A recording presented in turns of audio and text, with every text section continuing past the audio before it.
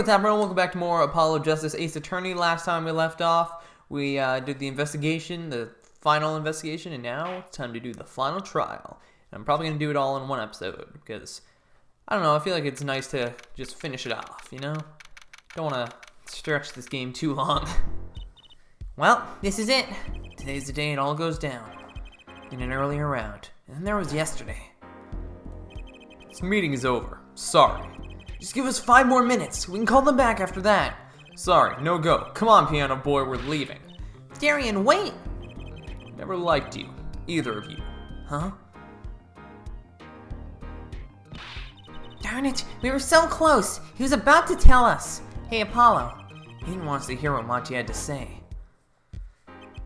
And I think I know why. Time to bring down a little justice. Oh! Eek! What was that? He is heard, but unseen. No, wait. He is heard. What was my magician voice? He is heard, but unseen. Who's that talking? Yeah, okay, there we go. Valent Grammar, using the door like an average muggle, no less. You aren't the witness today, are you, Uncle Valent? A preposterous proposition! How could I stand to stand upon the stand? Why, my secrets would be free for the plucking! I might even have to sign autographs. That's why I intend to remain hidden for the entire day. Ooh, with vanishing magic? Indeed, I will jump upon an express train and express myself to the next town over. But before I go, a word of warning. Warning? What? A Grand Grandma Glamour resides at the root of all that has happened. Do not forget this truth. A glamour? A spell, a sorcery, a great illusion. It's trucy, though it pains me to part so. I need to get in line for a ticket. Farewell. And there he goes. He sure seemed happy about that illusion thing. Oh, big illusions are the bread and butter of a magician. Can't pull off a show without one. Big illusion is always a spectacle to remember. Usually involves cutting up things like people or elephants or the Eiffel Tower, anything really. So he was talking about what we saw at the concert? Lamore's disappearing act, and Prosecutor Gab's exploding guitar. I wonder what he meant by it being the root of all that has happened. Well, it's about time. Shall we go? Excuse me, sir. Yes? The scheduled starting time for the trial has been changed. The trial will not be commencing until 10:30 a.m. Sorry for the inconvenience. Huh? Something happened? This is a first. It was by the judge's request. Some urgent personal business. Great. I bet he stayed up too late last night watching courtroom dramas. Apparently he's visiting the hospital again. The hospital? I believe it was mentioned that Chief Justice's son is unwell. Apparently his condition worsened considerably this morning. The Chief Justice's son... Wait. It's not our dad, is it? And like we have a brother or something? Because our name's Justice. Chief Justice's son. Oh, that's right. Remember yesterday morning? Judge said he had to go visit him after the trial? There's an article about it in the newspaper. Care to read about it yourself. Oh god, what does this have to do with the case? Enchiritis. Where ever heard that before? Oh. Oh no. Oh no. Oh, Darian, did you do that to try and save the chief's son? Oh no. Save the TV guide page to me. Try not to lose the page with the funnies if you can. Huh. Alright, well, 10:30 a.m. Wow, on the dot. That's pretty impressive. My apologies for the delay. Court is now in session for the trial of, how do you say this name again? Machitobae, a suspect fortissimo. Right, it's his trial in any case. The defense is prepared, Your Honor. The prosecution is ready to rock. Is something wrong, Your Honor? No, well, yes. It's just, I've been friends with the Chief Justice since we were students. It pains me to see him going through such a difficult time. Enchiritis, was it? That article said there is no known cure. Now, Judge, let me say with all honesty, I feel your pain. But now is not the time for tears. Now is the time for law. Indeed. We left off at quite the juncture yesterday. Blah blah blah blah. Hi P blah blah blah. Showing the same scene we saw a million times again. At least we're not seeing the concert again. I'm glad I wasn't the only one who thought that. I looked it up afterwards. I'm like, am I the only one who's just dying that they're showing the concert again and again? But no, luckily people were like, why are they showing this stupid concert video like 3 times in a row? And the lyrics and like, God, I'm not a goldfish. Like, I remember stuff, game. I don't need you to spoon feed me every time I play this.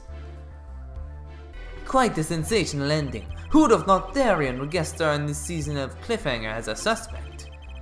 I asked the prosecution to look into this matter. Please tell the court your findings.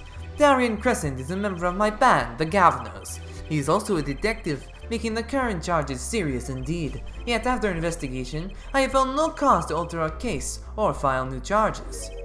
And your reason is? Aren't you aware, Forehead? He has an impeccable alibi. An alibi? Let us review the facts again, shall we? The concert held on the night of the shooting was in 3 sets. The Governors ripped up the stage during the first set. For the second set, our guests took center stage. The only performers appearing were myself, Lammeror, and Machi, along with a drummer and a bassist, for a total of 5. Except they're not in that shot.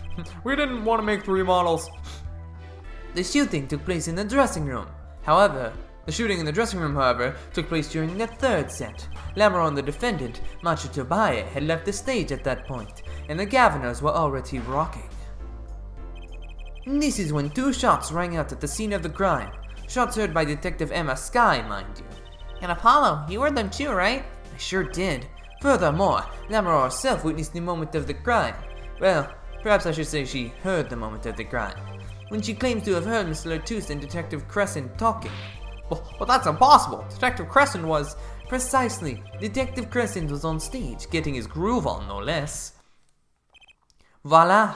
A perfect alibi! Does the defense have anything to add to this? It's true. When I heard those gunshots, he must have been on stage. Still, there's something here that doesn't quite add up.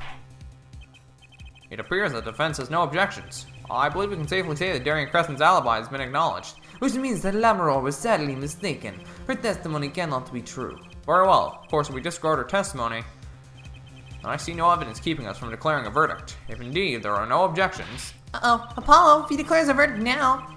Prosecutor Gavin's case is airtight. Lammeror might have been lying to protect Machi. How can I rely on her testimony? Wait, what about yesterday in the detention center? About the case? What about the case? Stop showing me scenes I've seen! You just played this.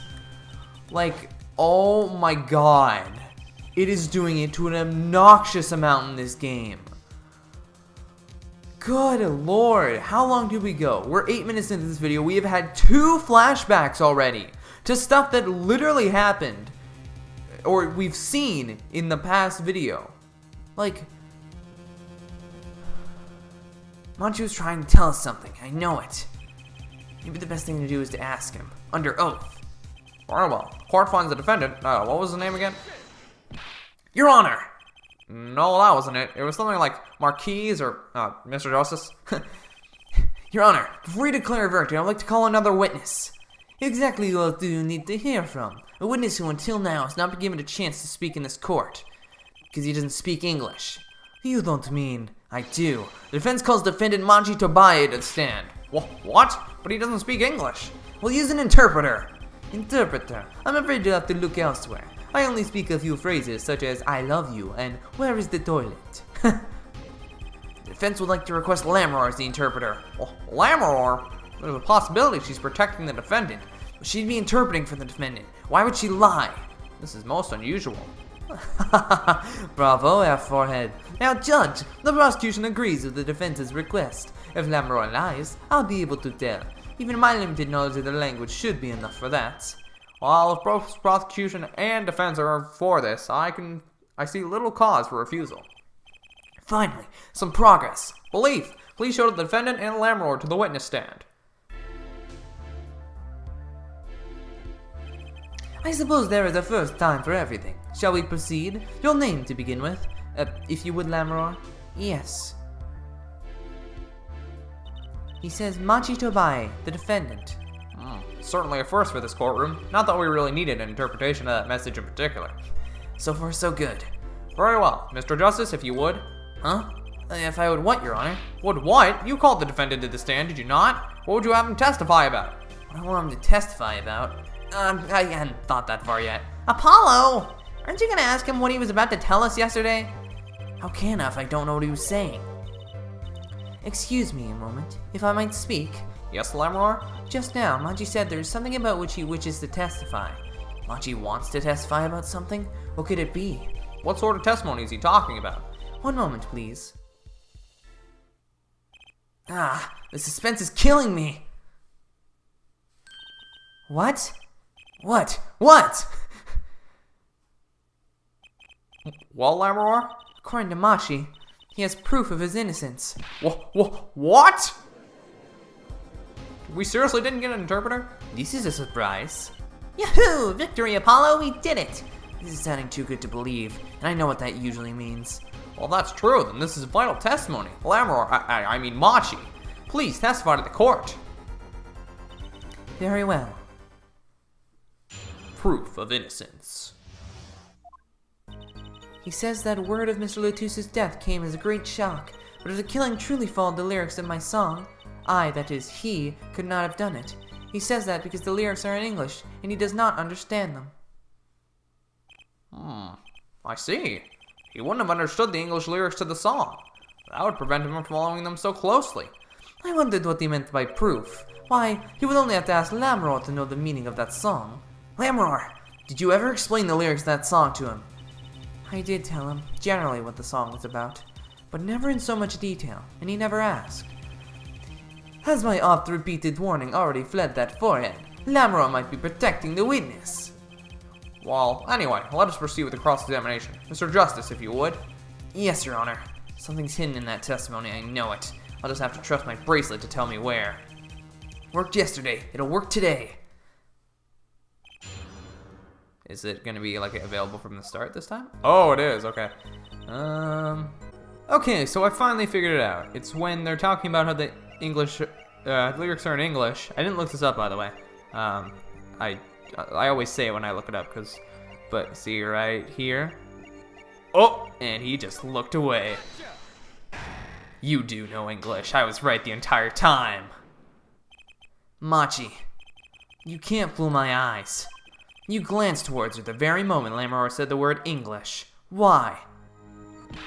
Don't bother interpreting that. He understands me. Machi, tell the truth. You can understand English, can't you? What are you saying? Of course you can't. Must he continue this charade? Mr. Justice, Machi says this. I know the word English. Huh? Before coming to this country, he heard me speaking English. He learned the name for this language. That is all. What? Give me a break. Is that such an unusual word to understand? Do you not know Espanol, for instance? Well, yeah, but... I'm sorry, but he truly does not understand your language. Well then explain this! How does he know the crime following the lyrics? Have you always been such a suspicious-minded lad? It is simple, so simple it hardly requires an explanation. He reads about it in the newspaper. The newspaper?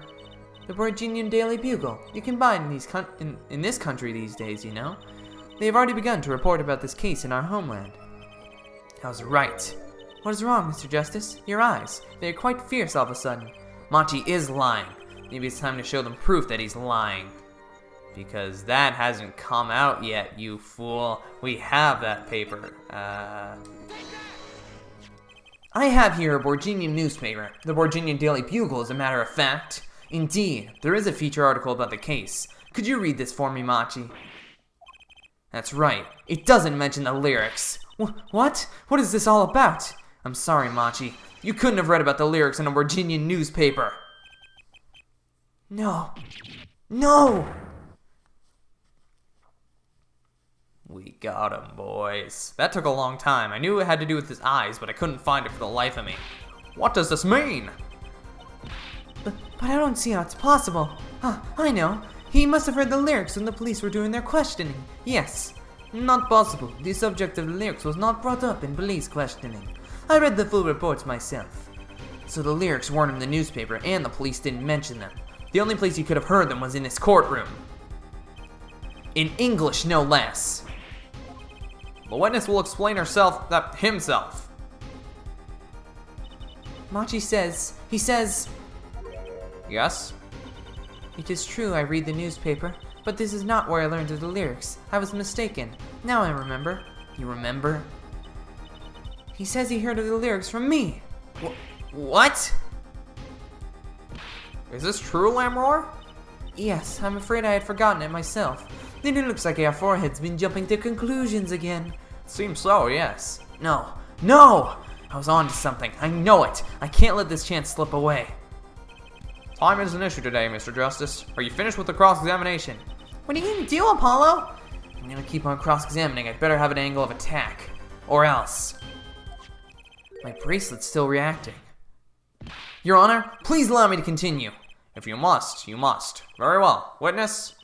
I understand. I will get you. It was I who explained that crime following the song. Gotcha! Come on, you're making this too easy. Lamroar, I'm currently cross-examining Machi. Why should you be uncertain? Me? Uncertain? Yes, you swallowed the very moment you told the court. It was I who explained. I see there's little point in trying to hide anything from you. Lamroar, are you indeed protecting someone? That is not a question with a simple answer. To tell the truth, I do not believe it myself. And allow me to answer for you. Lamroar, you're protecting Machi. Yeah, okay. I was like, is there another answer I'm not thinking of? Lamroar, you're protecting Machi. That's why you lied and told us that you would explain how the crime followed the song. I don't fault you for trying to help, but this is not the way. Machi, I believe you didn't do it. Really, I trust you. But you've lied to us twice, and now you have Lamroar lying on your behalf. If this is gonna work, you have to trust me too. Your two lies cover a simple truth. You understand English. You have to. Ah! Oh, we got him. He odd in English. Witness, is this true? Do you understand English? Yes, a little only. What? First he could see, now he can talk. And you did not know about this, Lamroar. No, I did not. It is quite a surprise. How many secrets is this witness hiding? This is last. Machi, could you tell us what really happened? No shooting. I did no shooting. So you weren't in the dressing room when I heard those 2 gunshots, correct? Apparently, the answer to that question isn't simple either. I was in dressing room, behind desk, manager, he on floor. Which would be after the shooting, right? Then, there was voice. Voice or voices? Was it you and Emma, Apollo? So when Machi went into the dressing room, Mr. Latus had already been shot. And then when we came to the door. Panel high up, I take off, run away. So it was you who escaped through that air vent. As the prosecution has held all along, no less. The defendant has admitted to being at the scene. Might we take this as a confession?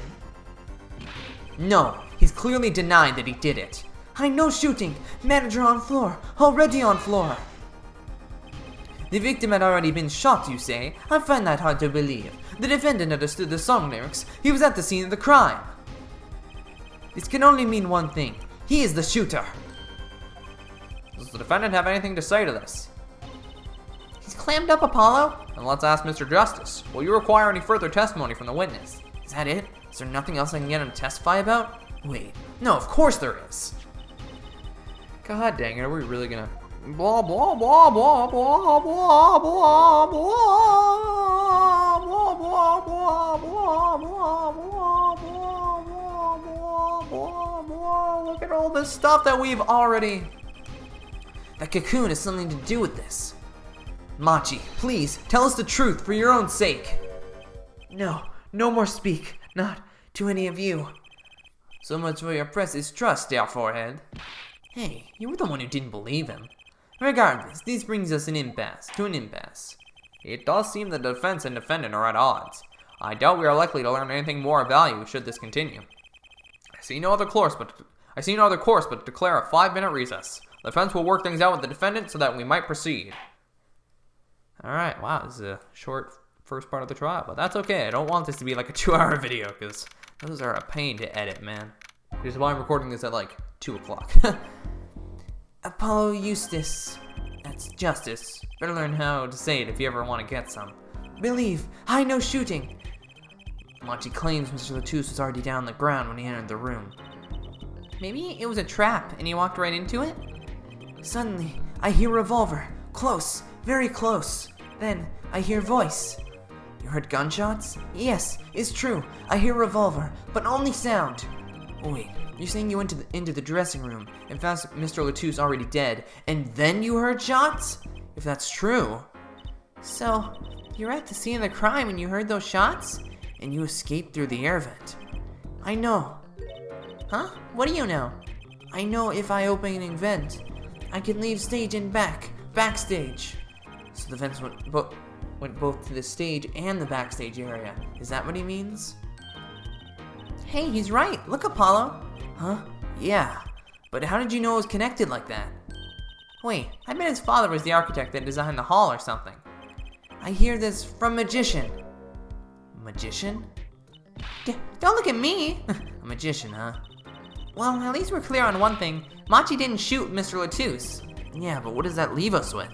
We're supposed to say he went to the room to find the body and then he heard the shots? That one's gonna go over well in court. Not. Apollo, you're his defense. You're supposed to believe whatever he says, even lies. That's what Dad always told me. I'll just pretend you misheard him. Every time. So, what do we do? You're sure you won't testify, Machi? No talking, no. Well, that was worth a shot. That cocoon.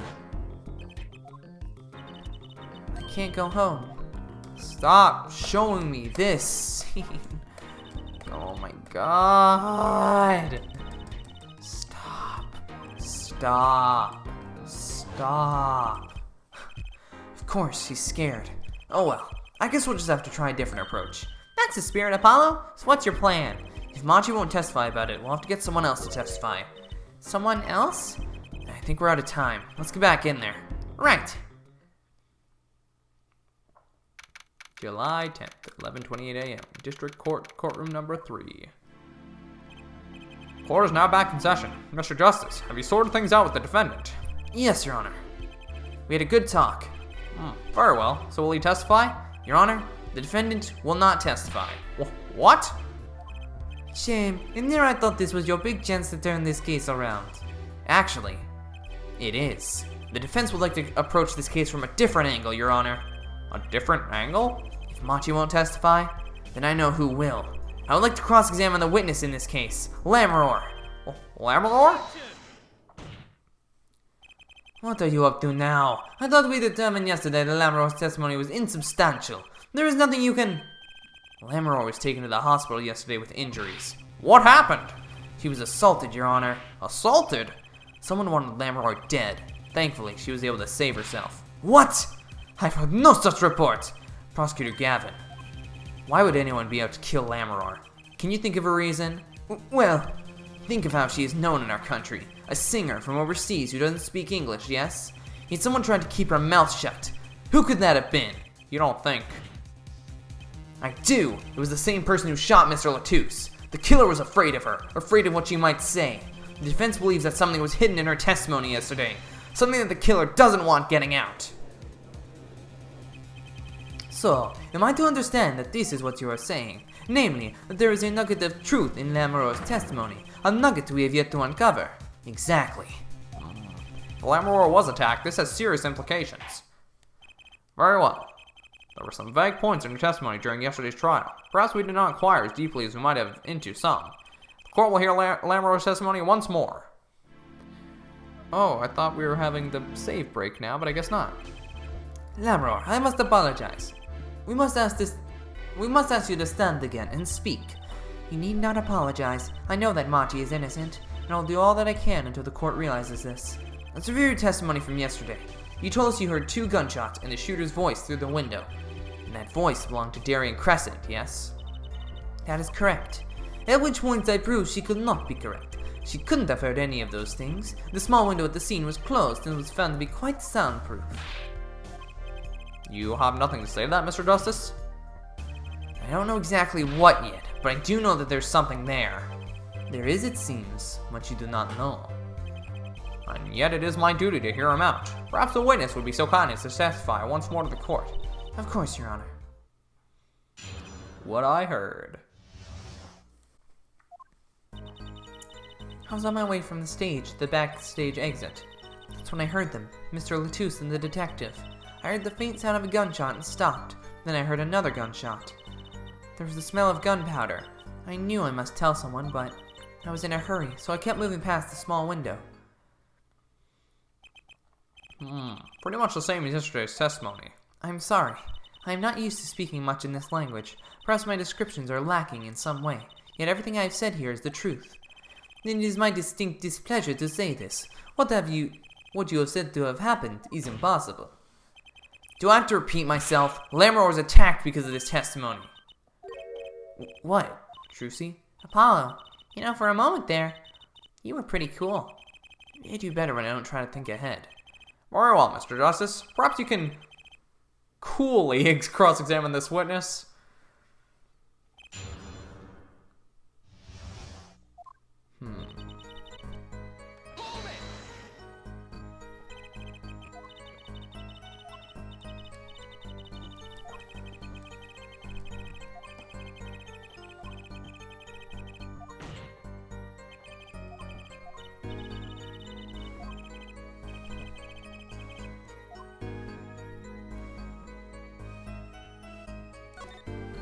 Lammermoor, do you by any chance remember what they were saying to each other? If so, please tell us. I've given it much reflection, but I was afraid of this. She doesn't remember. I only heard one phrase clearly. A whole phrase? You remember something that was said? Why didn't you say anything yesterday? Though my memory is clear, I was afraid to speak. You see, I do not understand what was said. This could be it. The clue I've been waiting for. Well, what did he say? It was the other man speaking, not Mr. Latouche. The shooter, then. Daring Crescent. Well, what did he say? It's over. Press the switch, now! Switch? And the shooter said this to the victim, Mr. Latouche? I thought it was quite strange myself afterwards. It is a mystery. What could it possibly mean? Mr. Justice, care to shed some light on this? I mean, sure. I'd be delighted. It's very, very vital. Maybe we can add that to the testimony? Maybe, Apollo? I'm sorry, I'm trying to be cool, okay? I don't know if this... Okay, well, this isn't really an objection, but... Press the switch. There's only one key that can unlock this mystery of those words. Or, yet there is nothing at the scene that could be called a switch save the lights. True, there wasn't a switch at the scene. But it just so happens, I have a switch right here. Well, that certainly does look like a switch, doesn't it? The problem is, this was found not at the scene of the crime, but on the stage. The stage? Where the concert was held, yes. This was found hidden there, on the stage. Are you claiming that the voice Lammermoor heard was of someone commanding another to press this switch? It's a possibility. Oh, our forehead. I'd call that an impossibility. Why? It's hardly necessary for me to remind the court that the layout of the concert form. The stage is quite far from Lammermoor's dressing room, not to mention that the governors were in the middle of a concert on said stage. We're not known for being a quiet band. You could shout all you wanted and not be heard. Tex's voice was loud, but certainly not a shout. So too have our foreheads' cries of possibility fallen far short of being heard. Sorry. But he wouldn't have needed to shout. Excuse me? You heard what I said. Or, do you need me to shout it out for you? It would have been quite simple to be heard on the stage from that dressing room. Oh wait, you like evidence, don't you? How about this? Using this, it would be easy to get a message from someone on stage to the dressing room. The headset, obviously. Prosecutor Gavin, perhaps you're familiar with this. Ooh, why is that? What? What is it? Is that some kind of newfangled phone they invented while I wasn't looking? This is a type of transmitter, a communication device. Communications device? From what I've heard that night, everyone on stage was wearing one of these. Isn't that right, Prosecutor Gavin? Yes, actually. Before talking between band members, we all had one on. So you admit that you were wearing one of these? Talking from the backstage to the stage would be simple. True, but wait! Those send out an electronic signal. To avoid interference with the audio systems, their range is quite limited. Lamar said it was about 30 feet, right? Look at this cross-section diagram in the concert form. Ah, exactly. The walk from the stage to the backstage seems far, but the direct distance is less than 30 feet. That can't be! So when Lamar heard the shooter's voice, he could have been talking to someone on stage? Ah, you're claiming that this is the switch in question? Oh, your voice hurts me, dude.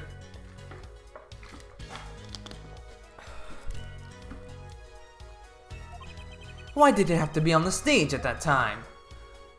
It could be placed in the pocket and carried anywhere. Someone could have hid it on stage after the fact. Hey, he's got a point. How do we know where it was when she heard the voice? When the shooter said press the switch? Well, I guess we don't. An unfortunate situation. I'm afraid that until we know where the switch was, there's little point in debating it. Ah, I was sure this was the way to go with this. What is this switch anyway? We don't even know that basic fact.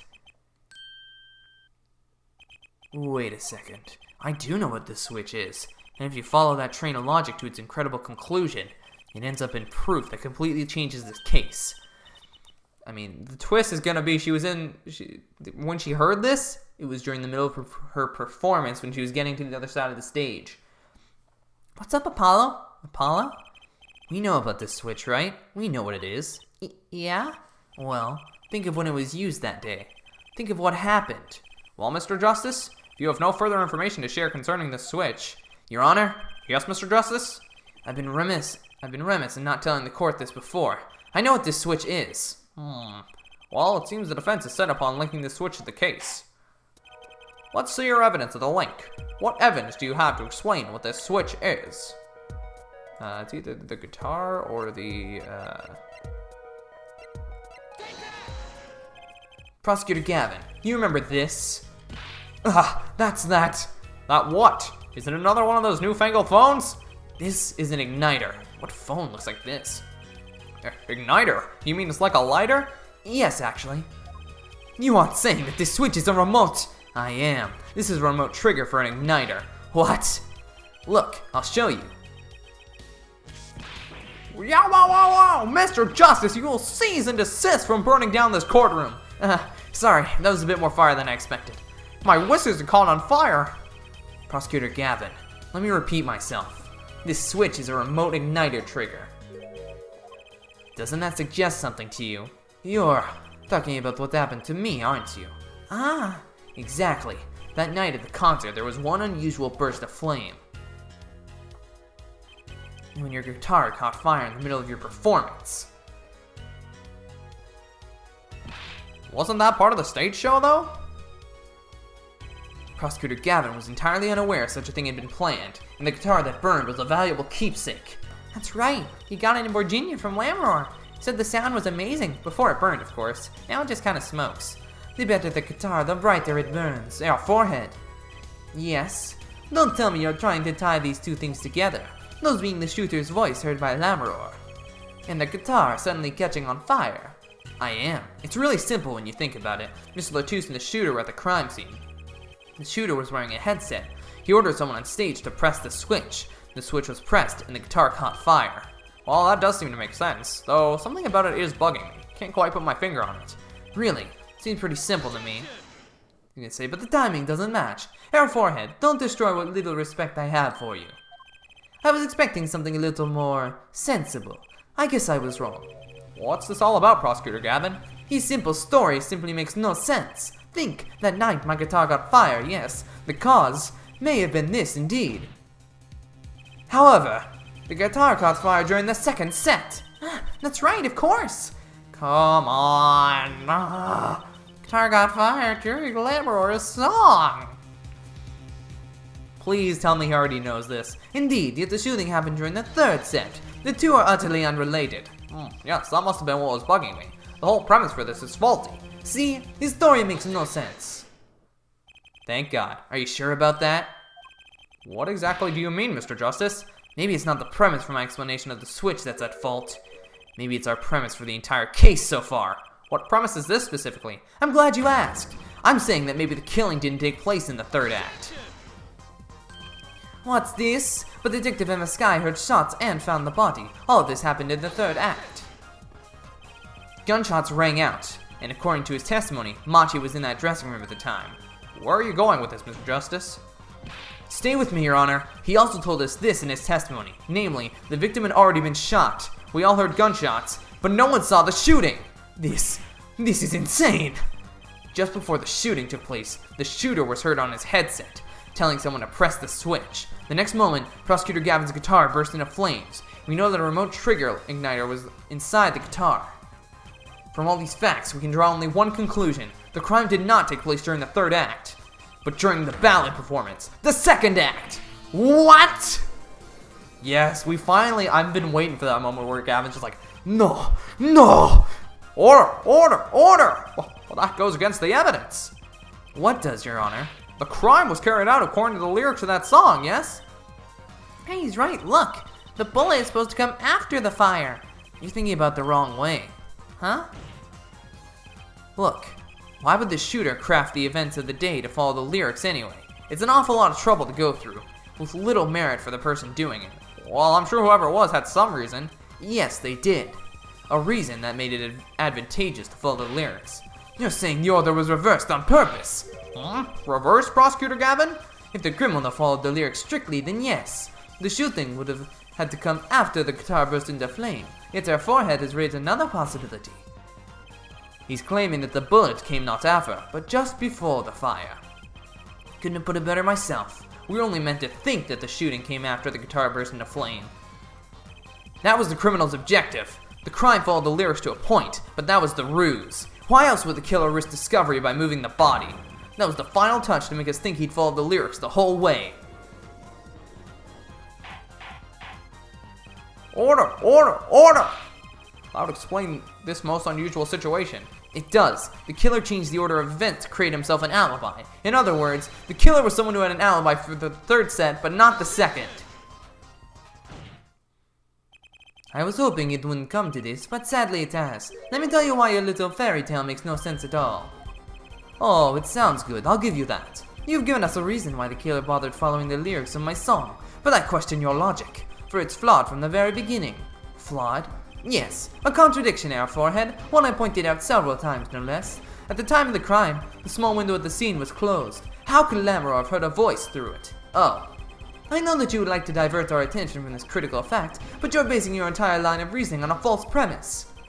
Right. Lamoureux's testimony is my entire case. That voice you heard, the shooter's voice. What if she couldn't hear it, Apollo? Look, what do we have? A man saying press the switch, and near the crime scene we have a switch, which acts as a remote trigger for an igniter. Last but not least, Prosecutor Gavin's flaming guitar. Can't all be coincidence, but how do I make it work? I see a more direct line of questioning is required. When the crime scene was investigated, immediately after the crime, that window was closed. Can't tell us how Lamoureux heard the voice.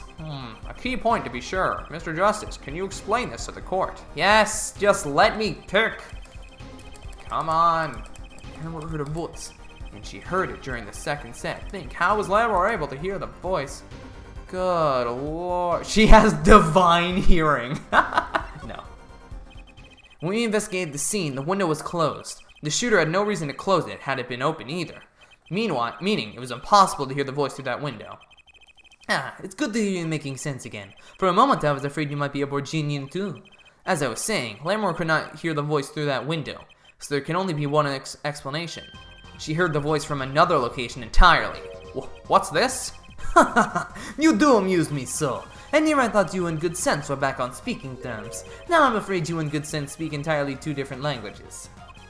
Shall I interpret for you, Air Forehead? Lamoureux clearly stated she heard the voice through that small window, and there was only one small window at the scene. Are you sure? Think about it. Isn't there another small window at the scene? There is? Ah, I know that look. He wants us to ask him. Very well. You claim Lamoureux heard the voice from another location. Mr. Justice, show us where the location was. Lamoureux heard the voice from here. Not even this side entirely. Watch, boys, I'm about to get this right first try, because I'm a smart boy. This is where Lamoureux heard that voice from. But that's no small window. That's the air vent. What did she tell us? She said she's a Borginian, unfamiliar with our language. It's not a stretch to imagine she called this air vent a small window. Now you've done it. You've gone beyond ridiculous and into ludicrous. So Lamro was up in the ventilation system listening to this man's voice. That's the only logical explanation, yes. Logical? I do not think this word means what you think it means, Air Forehead. Okay, what about it isn't logical? It hardly merits saying. Why would Lamroar be in the ventilation system, hiding like a rat? No offense intended to her, of course. The explanation for that is simple, Prosecutor Gavin. Isn't it, Lamroar? You have been listening to our discussion here, yes? Yes. I admit, it had me quite confused since yesterday. Yes, the small window was closed, but why should that mean I could not hear through it? I feared our prosecutor might himself need an interpreter. Ugh! The problem here is words. Lamroar, this small window through which you heard the voice. Was it up high on the ceiling of the room, not low on a wall? Yes, it was up on the ceiling. What? I called this like an hour ago.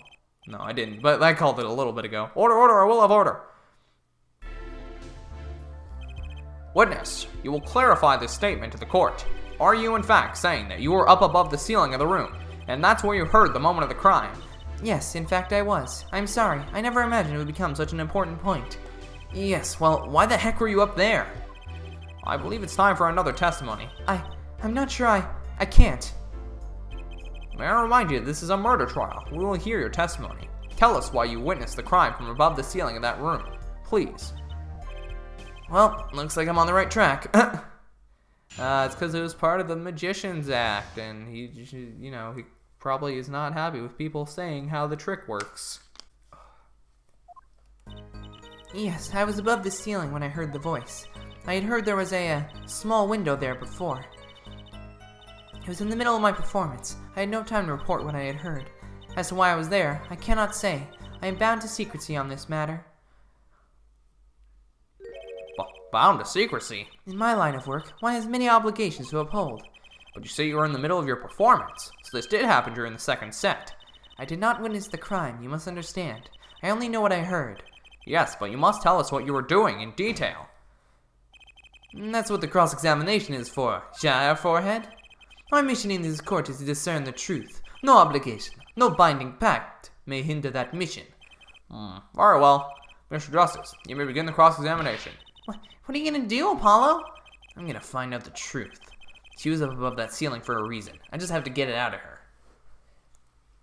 I think we just have to show her we know what it is, because it's so obvious by this point.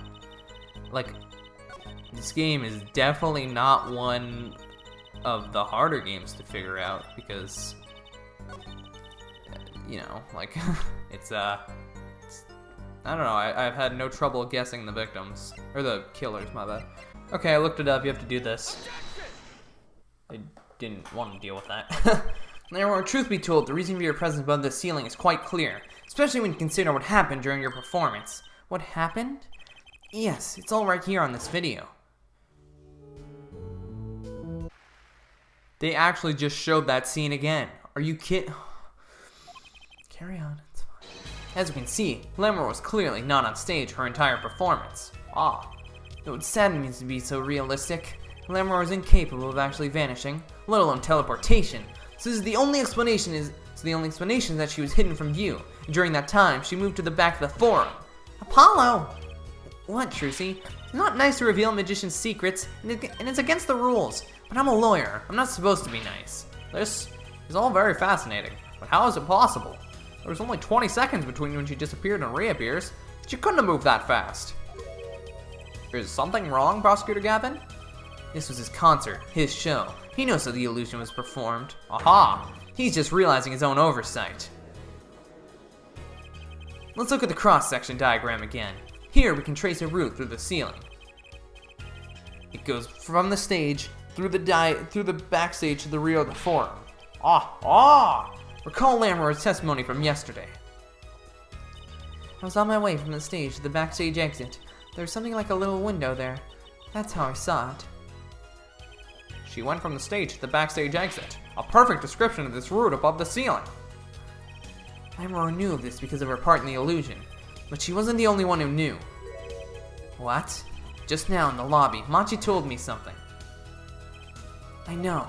I know if I open a vent, I can leave stage and backstage. He said that? Oh, Were you not informed, Prosecutor Gavin? I knew about the vanishing act, of course, yet I had no idea of the route that would be used. Why didn't that magician tell me? Magicians only reveal details of their acts on a need-to-know basis.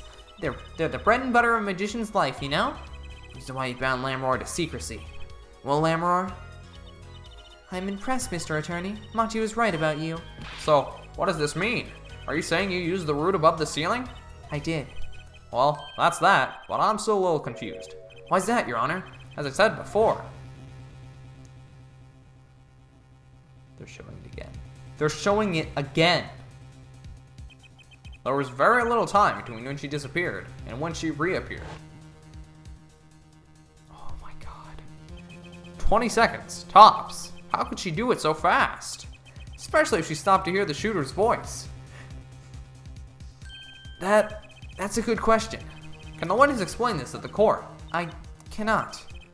Very well, Mr. Justice. Yes, it's all up to you. Do your thing. What thing, Your Honor? You need to explain how Lamroar was able to teleport like she did, or I'm throwing your case out with the bathwater. Why do I get picked on? Lamroar isn't going along with the program here. As I've stated before, I am not at liberty to speak of the illusion that night in detail. Then you'll just have to tell us what you can. We'll hear your testimony on this. Mr. Justice, it will be your job to wring the truth out of her. Yes, if you would, please. Right. I feel like a student before finals. Good luck, Apollo. Thanks. Oh, man. Can't believe this is still part 1. Oh. Turns out this is gonna be a long recording, guys. Yay. I hit the wrong button. I followed the route exactly as I was instructed. There was an emergency exit in the backstage where a stagehand waited. From there, one can enter the forum on the opposite side of the stage. The plan was for me to move there in 2 minutes. I was on my way when I heard the voice. 2 minutes, you say? The mystery deepens. I suppose it was too much to hope the judge would come up with something. As does my curiosity. Take it away, Mr. Justice. Right, Your Honor. All I have to do is find a contradiction between what Lamroar is saying and what we can see plainly in the video. I figured it out already. I'm a magician after all. Well, tell me. Not a chance. Can't reveal another magician's secret. Come on. Hey, you're supposed to be on my side here. Huh. Yeah, I don't see anything right away, but I'm sure it'll hit me. 2 minutes. Yes, it can be done in 1 minute if you are running. Running? In that cramped, dark tunnel above the ceiling? Mr. Attorney, have you forgotten? Dark or lit, it makes no difference to me. Ah, that's true, but... So you're saying that on the night of the concert, you made this trip in 2 minutes? Yes, though I nearly didn't make it in time. You see, I stopped halfway. Lamroar disappears on the video for 20 seconds, but she says he made the trip in 2 minutes. How?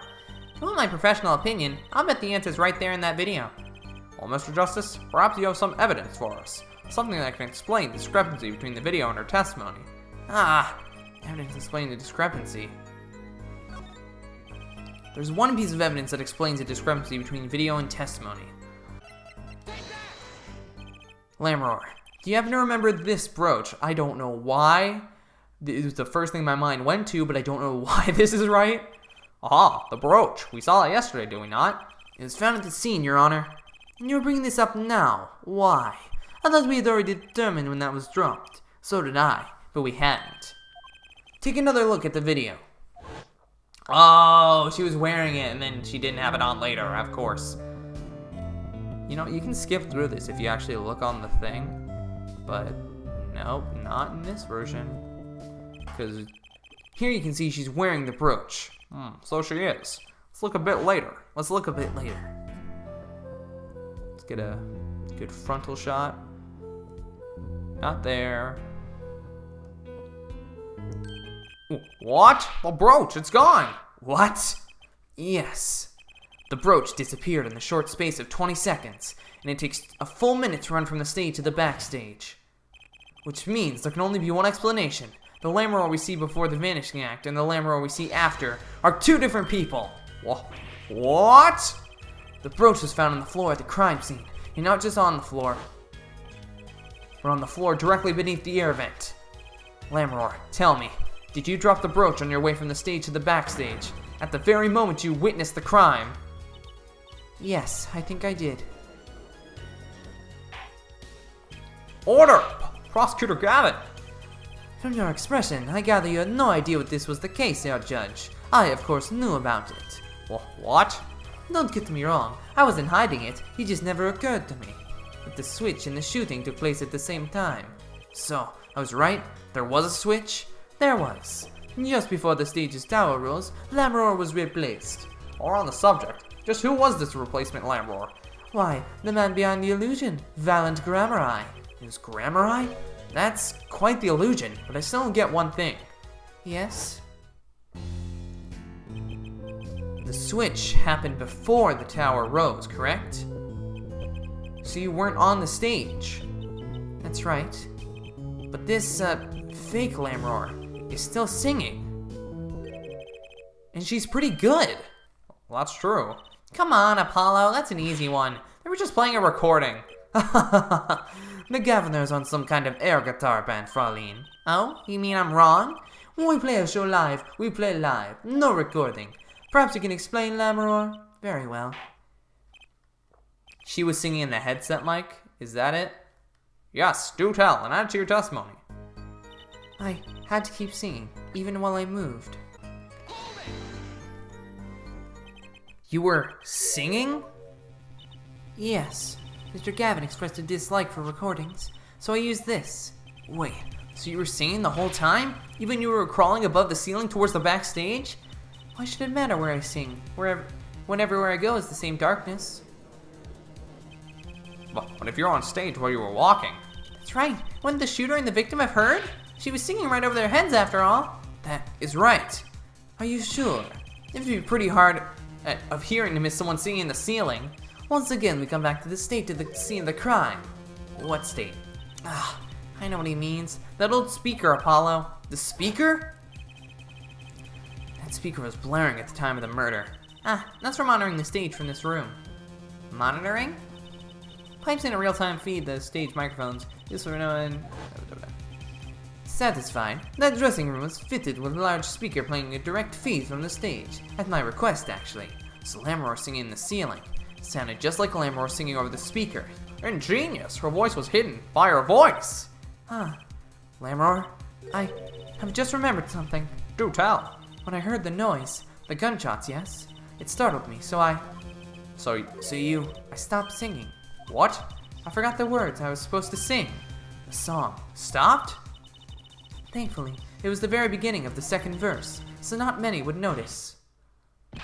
Forehead, that mixing board I lent you, where is it? The mixing, huh? The machine, Apollo, the one that breaks music into tracks? Oh, this, I'd completely forgotten about it. Are we doing this again? Let's take a listen.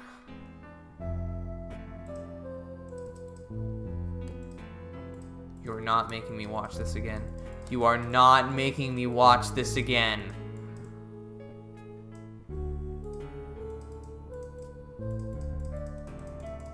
You're lying to me, game. You're not making me watch this again.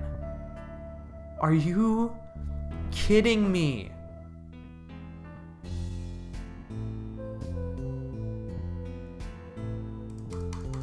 Are you actually kidding me? I am actually astounded by the fact that they keep showing me this. The song does stop there. It does? I must have missed it. Look at the lyric sheet, the top of the second verse, where it says pleasure, pleasure. Now listen again.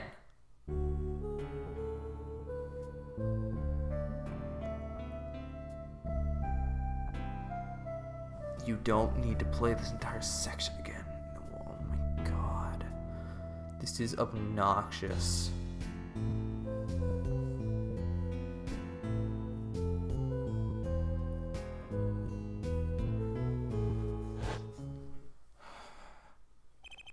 This is evidence indeed. I believe we are guilty of making a terrible mistake.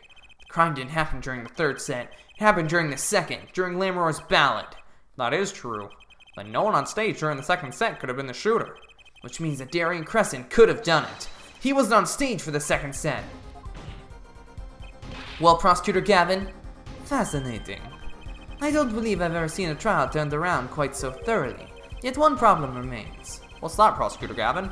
Herr Forehead's theory does have a certain kind of logic to it. It is entirely based upon Lamoureux's testimony. Yes, is there a problem with this? Well, it's quite simple, though it pains me to say it. What if she is lying to protect the defendant? But you have no proof. All I'm saying is that the truth is as yet unclear, till we hear directly from the man himself. The man? You don't mean... Yes. Though he's a friend and band member, Darian Crescent must take a stand. I see no other way. As someone with a new perspective on the case? As a suspect, to be frank. Finally, the rat's coming out of his hole, and I'm ready to catch him. Darian Crescent, get ready for justice! This is as good as time as any to pause for a brief recess. Prosecution will summon the witness. Have him here and ready by the time we begin. I'm the last man who needs to be reminded of what his duties are. Very well. Court is adjourned for a 15-minute recess. We are an hour and 14 minutes into this. Oh my god. Alright. Well, we're going to keep playing anyways because I don't want to make this into 2 episodes. But I'm going to take a 5-minute break, so...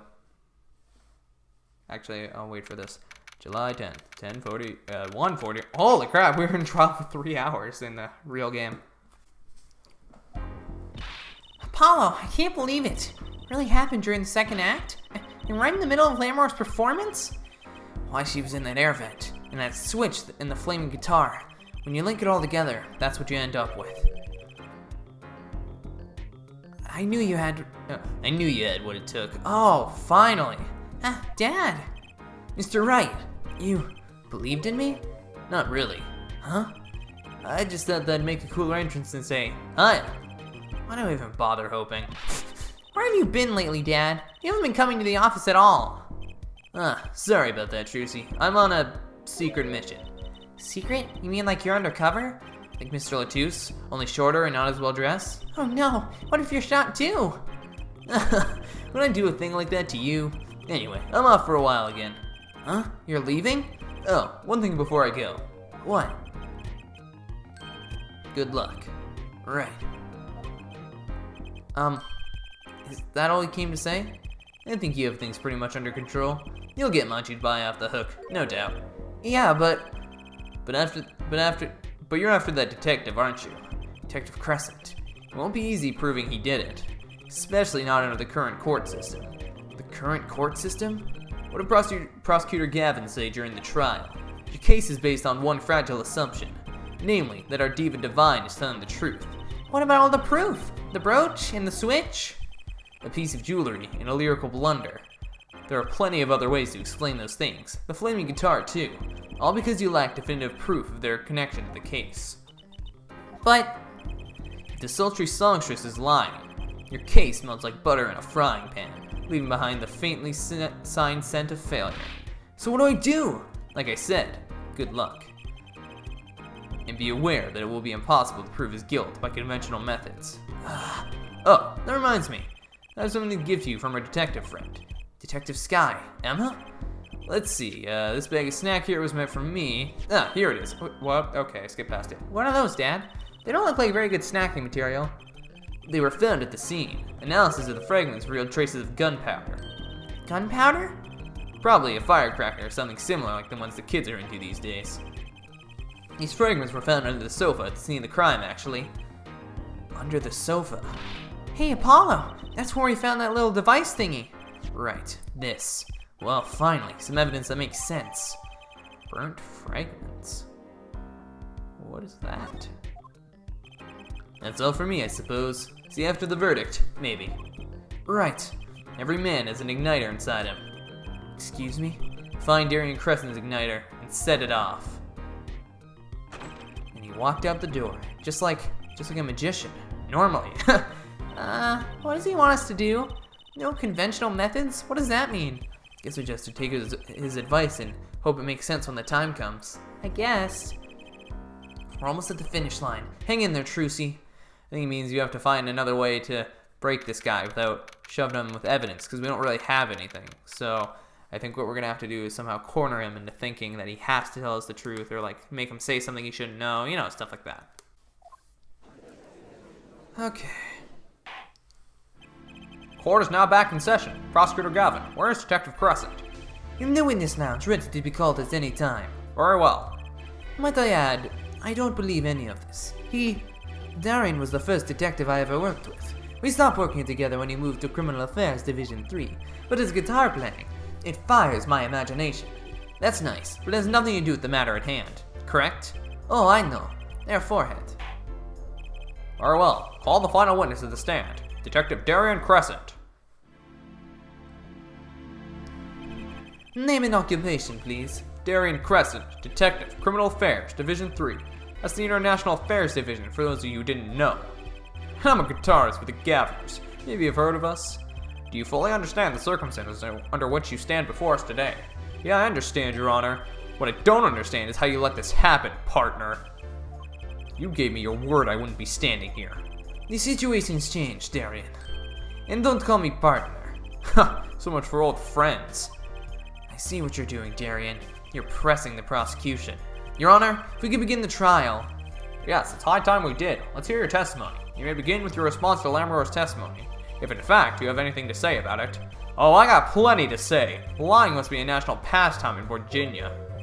And whatever you're from, Mr. Justice. Ha! Conventional methods are out of the window, huh? Here goes nothing. Darian's rebuttal. It's his diss track. The diva's lying, plain and simple. She's got nothing to back up her story. In the first place, she never heard my voice. She forgot the words because she heard gunshots? As if. Didn't Detective Emma Skye hear those gunshots during the third set anyways? The shooting took place when I was on stage, man. So you claim Lamoureux's testimony was a lie. Hey, don't get me wrong. I dig what she's doing, trying to protect that kid. She's got the court eating vague statements out of her hand just because she's blind. You go too far, Darian. Look, all I'm saying is you've got a reliable witness. Why not listen to the detective? Detective Skye? I see. Mr. Justice, you may begin the cross-examination. You ain't waste any time finding our weak spot. Can't do this with Lamoureux's testimony alone. I'll have to find some other way to prove when the shooting took place. I guess these explodable bits, maybe, because they were shoved under the couch or something? I don't know! There we go. I had the right idea, just wrong statement. Some things were found at the crime scene after yesterday's trial. What things? The first was this small device. That's the remote triggered igniter. Correct. And one more thing. What are those? The remains of something burnt? Not another guitar, I hope. Traces of gunpowder were found on these fragments, and we report that it was something like a firecracker. Huh? How did Gavin know about this? What, do you think Detective Skye works for you? I received a report this morning before coming here. That's when I made my decision, actually. What decision is this, Prosecutor Gavin? I registered Darian as a witness in today's trial, just in case. This raises another possibility. Those gunshot-like sounds during the third set could have been two firecrackers rigged to go off by remote control. Haha! You got an active imagination, don't you? But you shouldn't say every little thing you think. Your explanation there seems to be a bit too convenient to me. How so? So, you're saying these firecrackers just happened to go off, right when two witnesses came walking by. Huh! That's right. Darian was out on stage when it happened, Apollo. How would he know someone was backstage right then? The firecracker goes off in the forest, and there's no one there to hear. You get my drift. Why go through the trouble, man? Ugh! How do I explain this? He may not look it, but Darian is a gifted detective. Show any weakness and he's sure to find it. He may not look it, partner. Gee, thanks, man. That reminds me. I happened to pass through that very hallway several times that day myself, and I saw something odd there just before the third set. Something odd? A headset. The kind all the band and staff members were wearing. That's right! We picked this up in front of the door to that dressing room. What if that headset wasn't dropped, but placed? And what if it was turned on? You could hear what was going on in that hallway, even if you were out on stage. Huh. Whose side are you on, Gavin?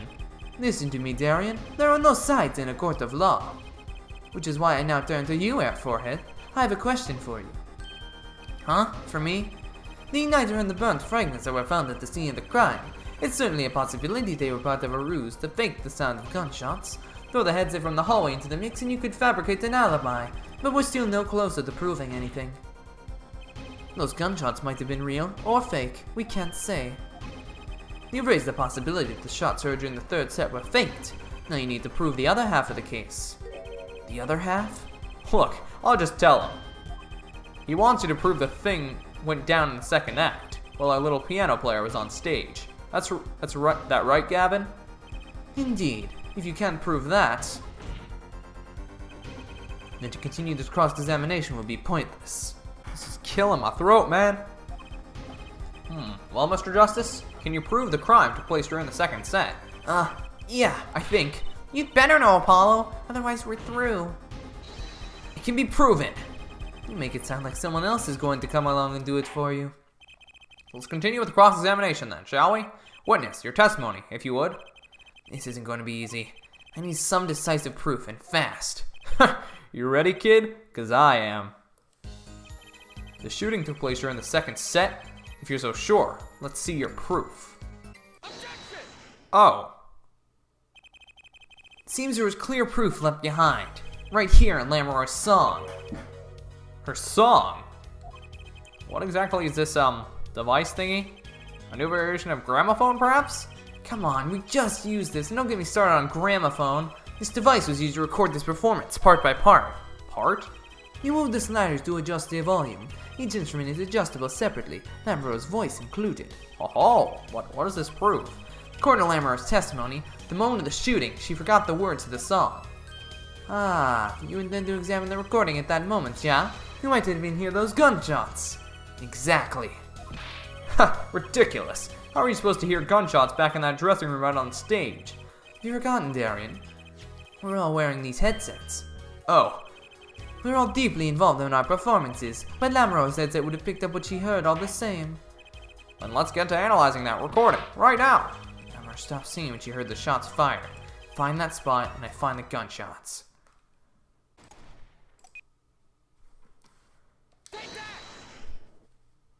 Your Honor, listen closely to this part. This is the track with Lamorar's vocals.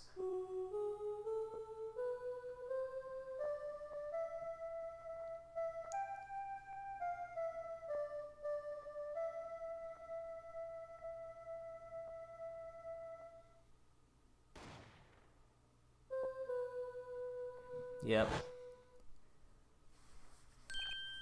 I did hear something faintly there, yes. Why, it sounded like a gunshot. What? This has to be some kind of mistake. I believe a case has been made.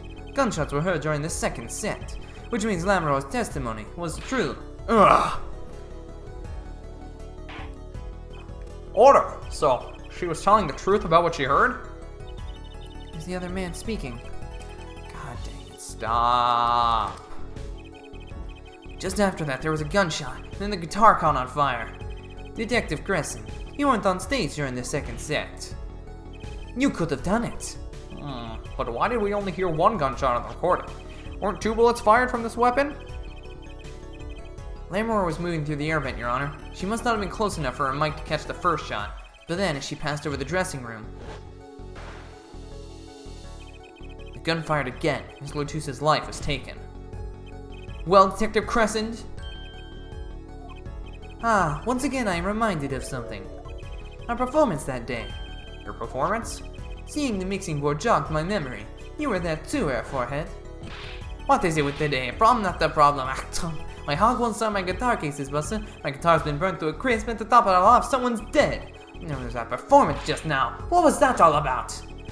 Stop showing me parts I've already seen, game! Oh my god. I thought it strange at the time. How could you miss such a simple cue? I knew you. I know how you play. You're better than that. Yeah, well, You what? Prosecutor Gavin, what are you getting at? I'm talking about the murder weapon, Mr. Lotuse's 45 caliber hand cannon. And we have learned even the shooter doesn't go unscarred with a revolver that size.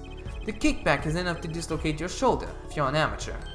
Wait, you mean his playing was effective because he hurt himself shooting that revolver? Ha! You're forgetting something. Yes, Detective Crescent? I'm a trained police officer, you know. I've had firearms training now, plenty of it. I'm no amateur. The standard sidearm issued to police officers is a 38 caliber weapon, a much tamer beast. Also, the murder weapon belonged to the victim, Mr. Ledouce, which suggests there was a struggle between the killer and victim. So, the killer might not have been holding the revolver correctly when he fired. Is that what you mean? The thought had occurred to me, yes.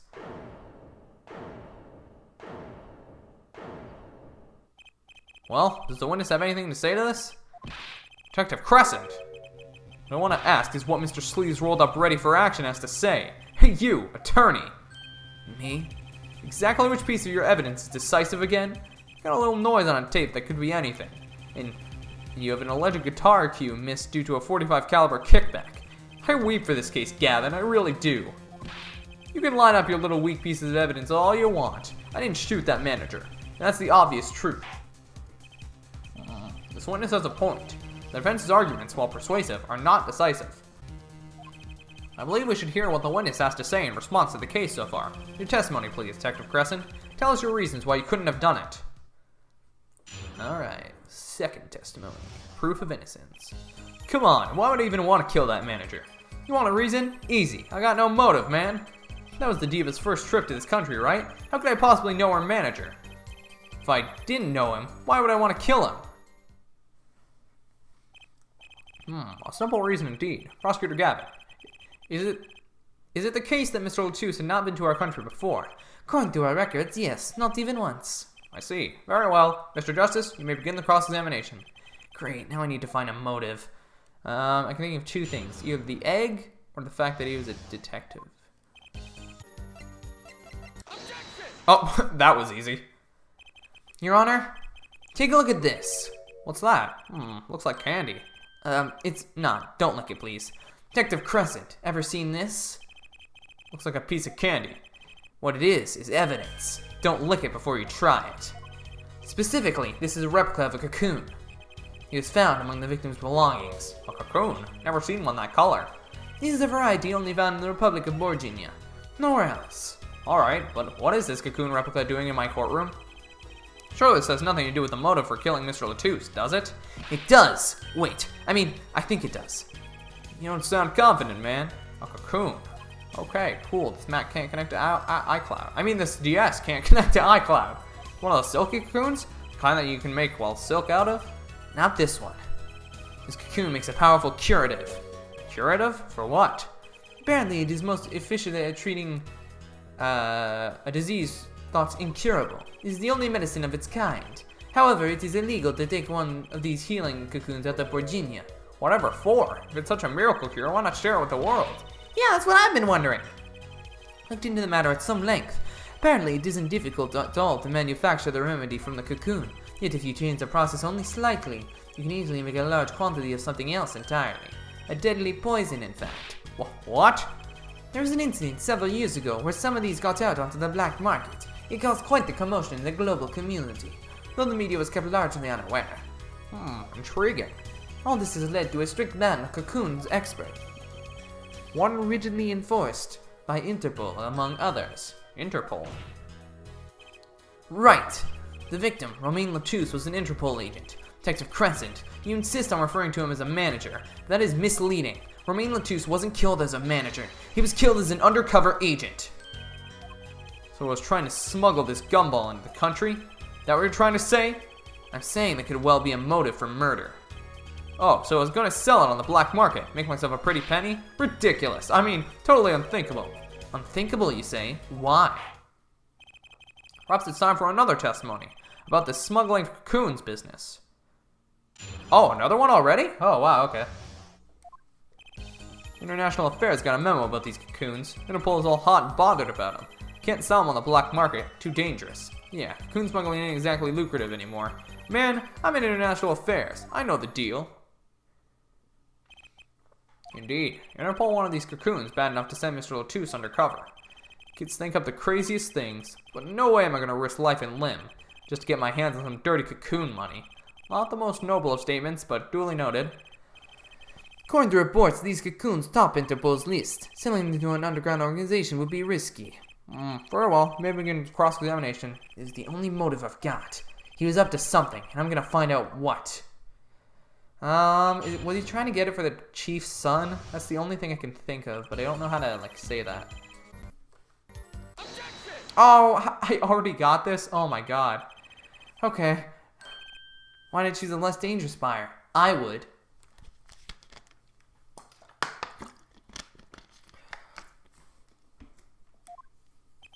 How clueless are you? Everyone on the market's dangerous. The second they found out I was a cop, I could kiss my keister goodbye. Why so to a black market buyer? How about someone like this? That article. That's about the Chief Justice's... A deadly poison can be extracted from the cocoon, but so can a cure. Not a cure for just any disease. A cure for incuritis. Incuritis? I've heard of that somewhere. You went to visit a victim of the disease this morning. Aha! Why, that's the disease the Chief Justice's son has. You aren't saying... Our witness is a detective. He would have contact with Chief Justice. You are saying the Chief Justice would never deal in contraband. Not even to save his own son's life? Why, even if the deal went through, why, it'd be an international scandal. That's Detective Crescen's insurance. If word ever got out, the one with his neck on the line would be the Chief Justice. Detective Crescent, is this true? First I'm a murderer, now I'm a smuggler? How many crimes are you trying to pin on me anyway? Distasteful as it is to think about it. If the Chief Justice were the buyer, why, a seller couldn't hope for a better deal. A very cowardly seller. Those sleeves over there trick you. So I made a deal with Chief Justice. Where's your proof? Well... Oh yeah, and you're forgetting one other important thing. Do tell. Interpol isn't the only ones out there watching this. Virginia Customs barely sleeps. They're so worried about kicking cocoons out. So we're informed. Let's continue with the cross-examination. Virginia Customs is very thorough. Everything and everyone gets checked. There we go. I looked that up because I couldn't think of that on my own. Actually, there is one way. What? One way to get something out of the country, no checks. What is it? You become a prosecutor. Prosecutor? I don't believe it. Believe it, Prosecutor Gavin. What was it that you told me yesterday at your office? It was a beautiful instrument. It was played lovingly for many years. A guitar befitting a woman like Lammeror. How did it end up here? I mentioned how much I enjoyed playing it that night, and she made a present of it. Is this guitar from Virginia? That it is. We couldn't carry it on the plane. Changes in air pressure and humidity ruined the wood, so we vacuum packed it in Lammeror's studio.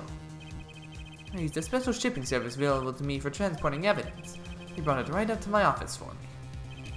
Pristine and untouched. Did I get that right, Prosecutor Gavin? Untouched? Quite. The guitar was wrapped in several sheets and vacuum packed in Virginia. The pack was untouched until the day of the concert. Are you saying the guitar was... With cocoons this small, it wouldn't have been very easy. It would have been very easy.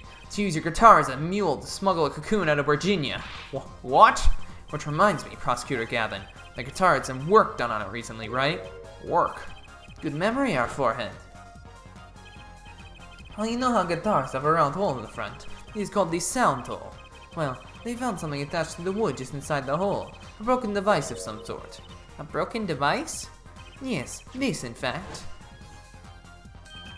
An igniter? Exactly. Consider this, if you will. What if that igniter wasn't the only thing attached to your guitar? You don't mean... He means this, of course. There was a way to get a cocoon out of the country. They could use Picky Prosecutor Gavin's privileged guitar as a mule. And who better to do that than someone with access? Like a member of the band. Yeah! And nobody was gonna say, so I didn't know how to go about that. Order! Order! Order! So the igniter. It was placed them there for a clear reason, it seems. It was a safety precaution. A precaution? Ah, her forehead. At last, it all comes together. Every strange thing that happened that day. Care to review? Maestro, the gentle sounds of Lammeror's ballad, if you please. First, my keys were stolen, a harmless misdemeanor, which forced me to break the lock on my guitar case. The key was stolen to retrieve the cocoon from the guitar. Oh, I see. But things didn't go so well. The smuggler wasn't counting on the guitar being wrapped. Only a member of the band could get near that case. Unwrapping the guitar would raise too many suspicions. And the concert began. Right about this time, a very large problem presented itself to the smuggler. What's that? Mr. Latouche. Mr. Latouche, an undercover agent, was onto something. He would have known about the guitar. He'd only have to check the shipping records. So, Mr. Latouche tried to examine the guitar himself. But if the cocoon were confiscated, then the gig would be up. The only thing left for the smuggler to do was get rid of the whole lot. It It's over. Press the switch now. The guitar burst into flames, and the cocoon was lost. And then, Mr. Latouche died, with Lamoureux there to witness it. There's your case.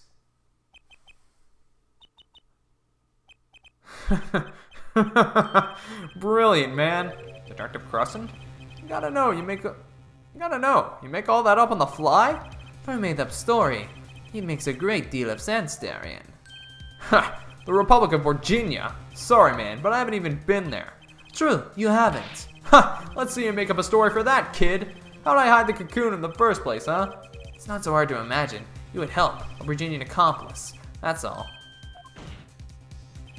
That you had an accomplice was clear from the start. That voice Lamoureux heard proved it. It's over. Press the switch now. You made this transmission for backstage. Well, your co-conspirator was on stage. Well, but who was it? This is it. The coup de grace. For once, I know what I'm doing. There's only one person who could have helped him. Let's hear what Mr. Justice has to say then. But be warned, with a great accusation comes great responsibility. Make up your answer on the fly, as it were, and you'll be harshly penalized. Are you ready, Mr. Justice? Okay, my throat's hurting. Hurry up! There's only one person who meets all the requirements of the accomplice. And that person is the defendant, Machi Tobaye. What? But Mr. Justice, he's your client. Defense attorney accusing his client. That's a new one. I assure you, no one is more unhappy about this than I. But I am here to defend him in the murder of Mr. Latouche, and I stand by my statement earlier that he is innocent of that particular crime. Indeed, the defendant is Virginian. He does meet the basic requirements to be an accomplice. But what if it was, in fact, Lamoureux? It couldn't have been. Well, you seem sure of yourself. The reason is electronic signals, Your Honor. Electronic signals? Recall this remote only works to a range of 30 feet. Beyond that, it's useless. Yes, that's true. Now, think back to the testimony. When the shooter made his transmission, Lamoureux was in the air vent, right above the dressing room where the shooter stood. Let's look at the stage diagram. This is the area the remote could be reached from the air vent.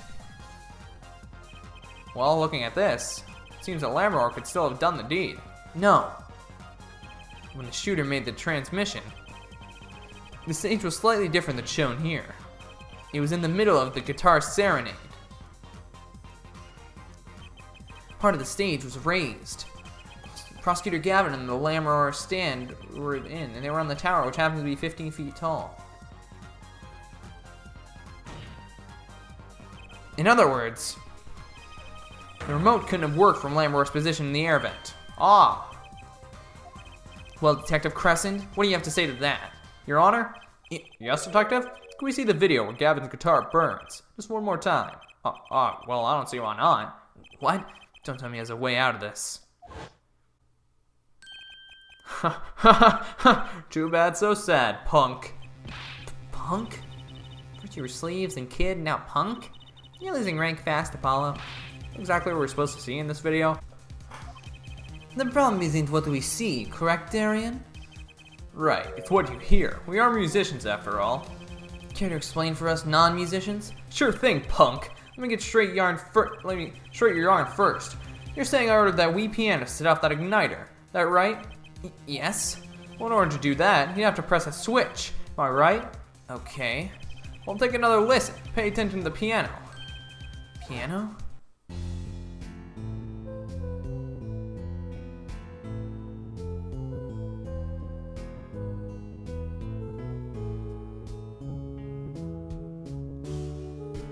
I can't because it's so low in the mix I can barely hear it.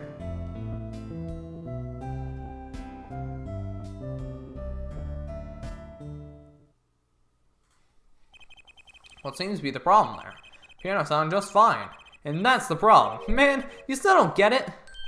Oh come on, it was in the piano, it's not this hard. I don't understand why everybody's being such an idiot with this case. Yeah, how's he supposed to hit that switch if he's playing? You got Miss Diva, the guitar, the bass, the piano, and the drums. I mean, he also could be playing chords one-handed, but whatever. Not gonna get into the logistics of this. The only one with her hands free was the Diva. Lamoureux. But according to you, she couldn't have been the accomplice, could she? Your accomplice would have had a hard time helping out if they couldn't even press a switch. I'm not gonna... Come on. I am sick of this. Are you showing? What is with this game? Why do they want me to see this so badly? Piano plays non-stop. I don't even care that I was in the video because this is stupid. Oh, God, I'm sick of this case. He couldn't have pressed the switch. Well, Mr. Justice, oh wow, what on earth could he have played? It's okay, we always say sometimes. By the way, I can't be wrong. I'm the best. Everything makes perfect sense. Oh, how could it all just strange? Huh? What strange? No, it's just something odd about the performance there. Odd? Ooh, what odd? What could that be? Mr. Joseph Monty Brown didn't press that switch. That he could not be accomplished to claim he is. But everything lies to it. You're the best, Ron, man. Here's the best for you. Gavin's guitar is on fire, but the pianist didn't press that switch. In other words, your story is full of holes. But doesn't here, Ronald's opinion doesn't matter now. This is defending Monty by the outcomes. That's what applying to everything. He's not here. Give some knock.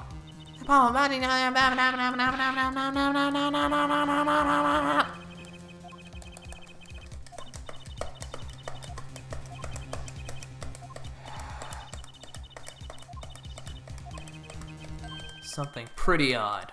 Hey, you thought something? What was Gavin saying just now? Oh my God. They literally flash back to something we saw 5 seconds ago. I can't. Like, I can prove it. Yes, good lord. Let me call this proof per se, but I can prove it was possible. Ms. Prosecutor, it falls to me to ask you to show us evidence supporting this. Everhead, you sure about this? Ha! Accepted. There's no evidence, man.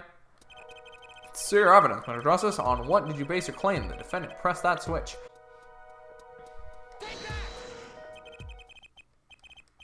The basis of my claim is music, Your Honor. Music? What about music?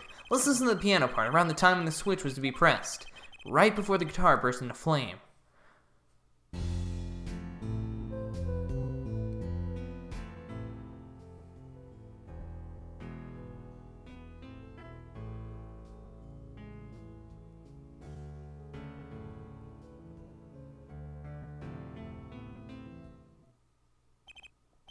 I hear a piano being played. But doesn't it sound kind of simple? Simple? I think I know what he's suggesting. You think Monty could have played that part with one hand. One hand? You only need one hand to press that switch. You could play the piano with the other. Ha! What, so you're some kind of piano savant? Actually no. What do you know? You can't play a part like that with one hand. Maybe I don't know what I'm talking about here. Wait! Oh wait, I know. Hey, Trucy. Yeah? You got something? Mr. Wright, your father, he's a pianist. Could he? Oh, Dad? He couldn't play a part like that even if he had 3 hands. So sorry. So sad for you. No, not really. Huh? That was just the easy way to prove it. There's always the hard way. Man, how are you gonna prove whether he played it with one hand or 2? You can't! I admit, it will be rather difficult to prove, but it's highly likely he was playing with one hand. How do you know that? Clues what Prosecutor Gavin described as sounding odd. What sounded odd? I'll bet we can tell by listening to a certain part of the song. No. No way. Well, it seems we've come to the moment of truth at last. Let's hear what Mr. Justice has to say for himself. Show us the part that proves the defendant was playing with one hand. Right before the guitar burst into flame.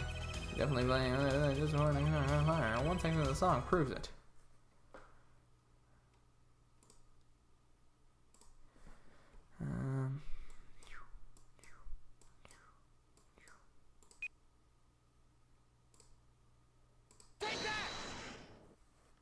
Prosecutor Gavin, I'm sure you've realized by now just what it was that sounded odd to you. As I'm sure you've realized it yourself there, Forehead. Realized what? I'll demonstrate. Let's listen to the part in question again, shall we? Pay particular attention to the but a fleeting melody phrase.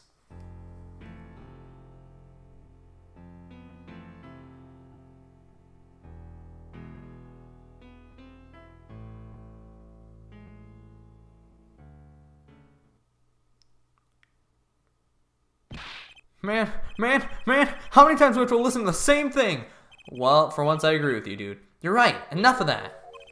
Let's listen to another section, shall we? Another section?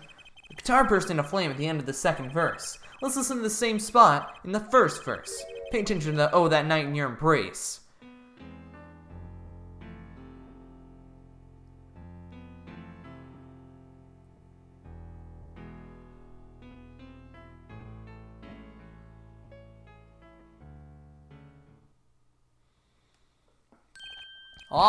Play verse 2 again. Oh my god.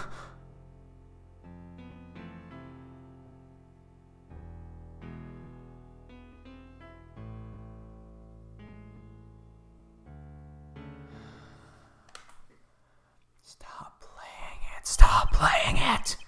They feel the same, true, but they're clearly very different. What? Well put, Your Honor. The phrase in verse 2 is quite simple. The same phrase in verse 1 is high and low notes. You'd have to use two hands to play that for sure. What's that prove? I don't think you'd know by now. This is why I hate dealing with amateurs, man. So the two verses had different arrangements. Happens all the time. Not this time, Darian. There's no point in changing an arrangement if you can't hear it clearly. And that wasn't the point. I had him play specifically so the piano would stay in the background. Oh. That was what I noticed. Why should this same phrase sound slightly different, I asked myself. Now ask yourself why Machi changed how he played, and there's only one answer. He needed a free hand in order to press the switch. No!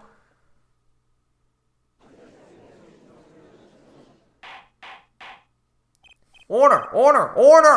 I believe this ties all the facts together. Well, Prosecutor Gavin? Yes, quite. Though, personally, this comes as a terrible disappointment. What, no comeback? I can't believe it. I finally did it. I shut him up. Very well. Barring an objection from the prosecution, I will now state the court's opinion on this matter.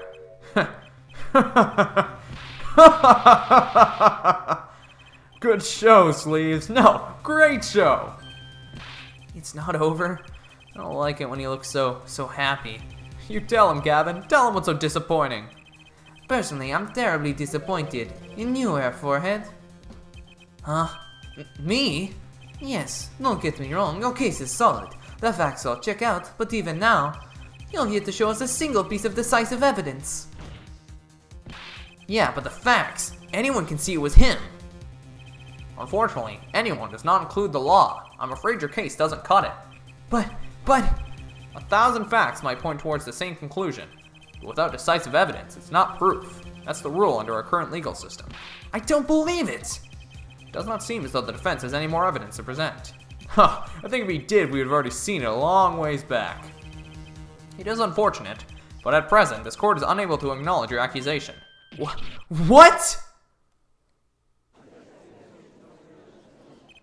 The truth is staring us all right in the face. Why can't they see it? What's the point of a legal system that protects criminals? Paulo, remember what Dad said? It won't be easy providing he did it. Proving. Especially not under the current court system. Alright, I saw this scene. Yes, game, I saw this scene and I remember it. You don't need to show me it, because you literally just showed it to me an hour ago. Wonder what he meant by every man's igniter. I think he just means a weak spot, no? The kind that a single spark could turn into a wildfire of emotion. Won't be able to press him further by conventional means. Gotta find a weak spot in this guy. Something fatal. So, can I get back to work now or what? I mean, it looked like I got a lot of time on my hands, but I got no more time to play pretend with this deadweight attorney. Well, Mr. Justice, we've come this far without decisive evidence. This witness won't be coming back to the stand once we let him go. Every man is igniter. Huh? Didn't you say the better the guitar, the brighter it burns, Prosecutor Gavin? Ah, yes, good guitars are kept dry is why. That provides the best sound. Even a small spark could cause irreparable damage. Your plan is an igniter in it too, Detective. It was there from the very beginning. What? Fighting time, Justice. If you blow this one, it'll be out of your hands for good. Go for it, Apollo. What, and this igniter supposed to come burn me up? That's almost poetic there, Mr. Attorney. All the better. I'm rather fond of poetry, and I intend to hear this one through to the very end.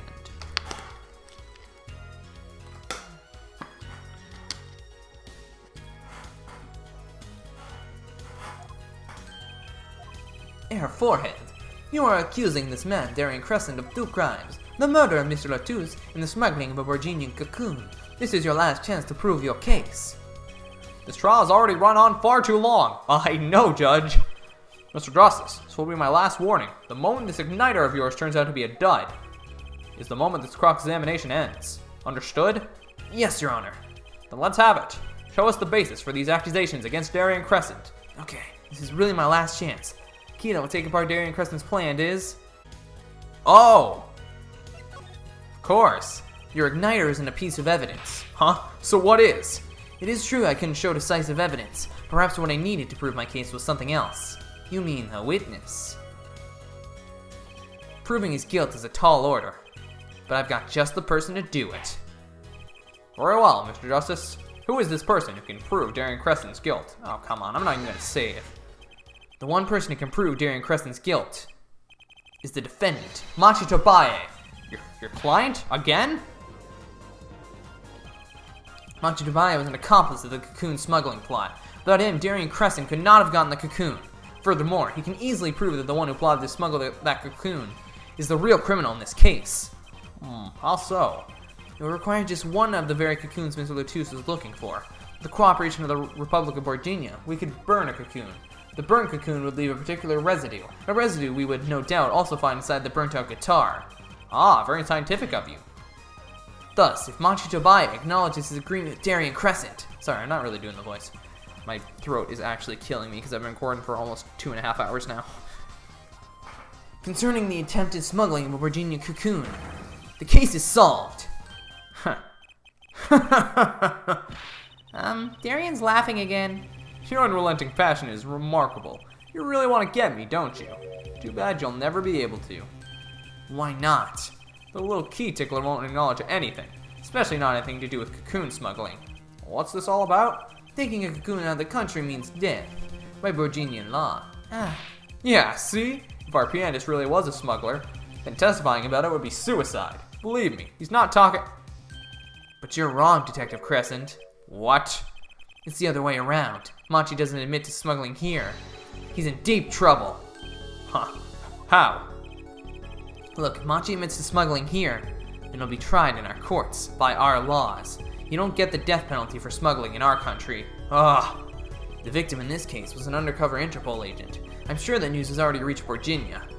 They'll likely broadcast our dealings in court today, including the part about the Virginian cocoon. Yeah, but... But if Machi doesn't admit to smuggling now, he'll eventually be picked up by the Virginian police, and it's not like he's in any danger in our court. We're not gonna find him guilty of murder here, not now. Yeah, but you can't do this! You can't accuse me! Maybe the law doesn't allow it, but who's going to think you're really innocent after hearing this trial? The same goes for Machi Tobaye. Ugh! The cocoon smuggling, your entire plan, Machi Tobaye knows everything. There's only one way out of it for him, and that's to acknowledge his own crime. The crime of cocoon smuggling!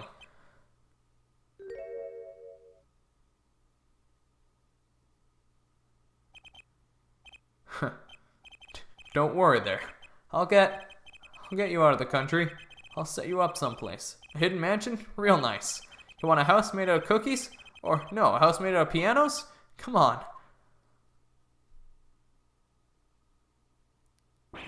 Please. Don't track!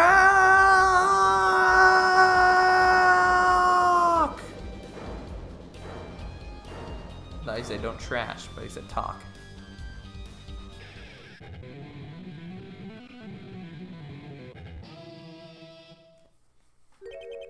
Darien, I consider that my last session with you. We rocked. I'm guessing we can treat that outburst as a confession. Uh-oh, he's laughing again. There's kind of sick desperation in it now, though. Ooh. Well, have you been listening to today's trial? Yes. And you'll talk? You'll tell this court everything? I didn't want it to turn out this way, but I'm not the kind of lawyer that can overlook a crime. Today's trial was all for your benefit, you know? I see no reason why you should hesitate now. I knew, from the beginning, I knew. Machi, situation I cannot explain, but money I needed. Very much money. Today's trial raises a delicate issue with our legal system. The only thing definite in a court of law is evidence. This is the golden rule. However, It has become apparent that not all things can be tried by this standard. should another case of this sort surface, we may have to consider an alternate system by which to administer justice. Anyway, Mr. Machi Tabaye, Yes? I promise you will receive a fair trial by the laws of our country, and, with regards to the current charges for the murder of Mr. Latouche, this court is prepared to announce a verdict. Ah, I thank you. I only lie. But you see truth. You find truth. That's our job. Very well. This court finds the defendant, Machi Tabaye, not guilty. Yeah! Oh, we finally did it. Good lord, that took so long. Court is adjourned. Oh, I don't know if I'm going to be able to cut this a whole lot shorter. Maybe like an hour 40. Like, oh, this is going to be a long episode, but whatever. I wonder what will happen to Machi. Well, he did smuggle a coon out of Virginia. Guess there'll be another trial here. All's well that ends well. Yep, I knew it. Dad! I owe you both my thanks. Lammeror? My, something wrong? I'm sorry. Machi was your partner on stage, your friend. Yes, I thought of him as my own son. Even now I do, yet something got a hold of him. Something evil. I see that. And he must pay for what he has done. Is that not how it should be? I'm still sorry. Do not be sorry. You have given me courage. Courage? I'm considering an eye operation. It was my suggestion, actually. You mean, you'll be able to see again? It's funny. I have always been afraid of the light. Light seems so harsh, so unforgiving. According to the doctor, Lammeror lost her sight due to some kind of accident. An accident? As you know, I suffer from amnesia. I feared that if I could see, perhaps it would open my eyes to the truth I've been running from. I was scared. You know what changed her mind? Hearing your defense in there today. She could feel your gaze, unwavering, always looking straight at the truth. The light returns to my eyes. I think I will take up painting. Painting? That's right. She's the landscape painter in sound, after all. I will paint the two of you. I promise. Woohoo! Can't wait, Lammeror. I owe you my thanks too, Apollo. Thanks, Mr. Wright, but what for? You reminded me I need to hurry things along. On my secret mission, that is. Right, your secret mission. Apollo, Trucy, I hope that we will meet again someday soon. You bet, me too. And so, like a ballad, the trial flowed on and on, until it came to the end. Thanks to the trial, the guitar serenade was a huge hit. Prosecutor Gavin's even more dazzling to look at now, but there's something I want to say to that guy. Next time you write a ballad, have them catch the killer at the end. That's nice. That was a nice way to end it. That was a much more satisfying ending than the last trial. Like, 100%. Way more. But, turnabout succession. So I wonder if we'll be defending Mr. Wright again at the end of the next trial. Well, that was a really long recording session, but, I mean, I had fun, so it's fine. But, God, I cannot believe how many times they showed us the concert. Like, it's ridiculous. But I'm not going to complain about it anymore. You guys don't want to hear it. I'll give my opinion of this game at the very end, like I always do. But, for now, I'm going to end this episode here for now, guys. Thank you guys so much for watching. If you have enjoyed, please leave a like, comment, subscribe, all the fun stuff. Stick around to see more of this awesome game. We'll be playing it until we finish it, which is in like 5 episodes now. So, that's kind of scary. But whatever. Thank you guys so much for watching, and I'll see you all later. Peace out!